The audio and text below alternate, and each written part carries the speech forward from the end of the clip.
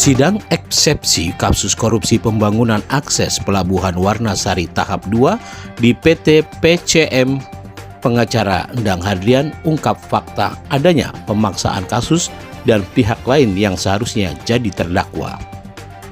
Sidang kasus korupsi pembangunan akses Pelabuhan Warnasari tahap 2 tahun 2021 di PT Pelabuhan Cilegon Mandiri kembali digelar di Pengadilan Tindak Pidana Korupsi Serang pada hari Rabu 29 November 2023 dengan agenda pembacaan nota keberatan atau eksepsi dari penasehat hukum terdakwa Sugiman yang merupakan tanggapan atas dakwaan jaksa penuntut umum dalam persidangan sebelumnya yang mendakwa Sugiman telah melakukan perbuatan melawan hukum berupa meminjam bendera PT Arkindo untuk digunakan mengikuti lelang di PT Pelabuhan Cilegon Mandiri dan memasukkan data-data yang tidak benar dalam dokumen penawaran lelang di PT PCM tersebut.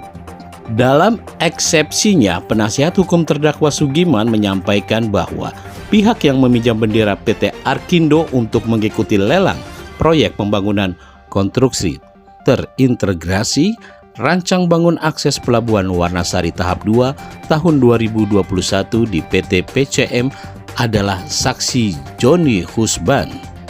Hal ini terbukti dalam perjanjian kerjasama proyek konstruksi terintegrasi Rancang Bangun Akses Pelabuhan Warnasari PT PCM tahap 2 tanggal 22 Januari 2021 yang ditandatangani oleh terdakwa Insinyur TB Abu Bakar Rashid selaku Direktur Utama PT Arkindo dengan saksi Jody Husban. Jadi, karena pihak yang meminjam bendera PT Arkindo untuk mengikuti lelang adalah saksi Joni Husban, maka yang harus jadi terdakwa adalah saksi Joni Husban dan bukan terdakwa Sugiman.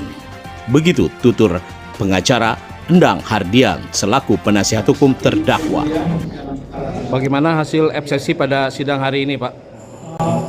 Sesi pada sidang hari ini bahwa surat dakwaan itu tidak cermat, tidak jelas dan tidak lengkap karena ada beberapa hal yang kami yakinkan, di mana yang pertama bahwa dalam dakwaan itu ada error in persona. Seharusnya yang melakukan perjanjian kerjasama antara PT Arkindo adalah dengan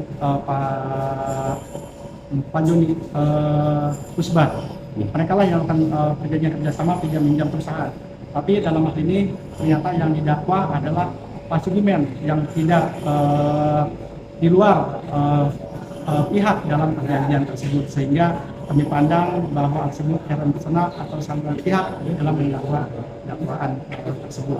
Yang kedua bahwa seharusnya Pak Joni itu ikut sebagai pihak dalam materi ini karena sebagai pihak yang berperan aktif dalam menyelesaikan dan dalam menunjukkan lelang dalam perkara tersebut. Yang selanjutnya adalah bahwa dalam proses penghitungan kerugian negara itu dilakukan oleh lembaga yang tidak berwenang. Seharusnya sudah kita ketahui bahwa penghitungan kerugian negara dihitung oleh lembaga BPK RI. Di luar itu tidak berwenang melakukan penghitungan kerugian negara. Bagaimana bisa dituntutnya atau ditahannya klien Bapak padahal tidak memiliki jabatan secara tertulis struktural di perusahaan yang sedang berperkara? Nah, itulah sebabnya kami mengajukan eksepsi bahwa mendengar dengan tersebut bahwa klien kami tidak memiliki jabatan yang maksud pihak luar, di luar yang sama sekali yang tidak terlibat. Sementara PT Arkindo dan PCM lah yang memiliki jabatan tersebut yang dia itu sebagai pensia dalam melakukan perbuatan tindak pidana korupsi ini, karena di luar yang kami dia tidak mempunyai kewenangan untuk melakukan penyalahgunaan terhadap proyek-proyek tersebut karena dia di luar yang tidak memiliki jabatan dan kewenangannya. Bagaimana mengenai harapan Bapak ataupun prediksi Bapak untuk keputusan hakim setelah Bapak melakukan eksepsi pada hari ini? Harapan saya hakim memberikan putusan yang fair, adil dan bijaksana sesuai penerapan hukum, sesuai normatif yang telah diatur dalam undang-undang, karena bisa hasil saya diterima dan perkara dihentikan karena dakwaan yang saya gunakan batal didukung negatif.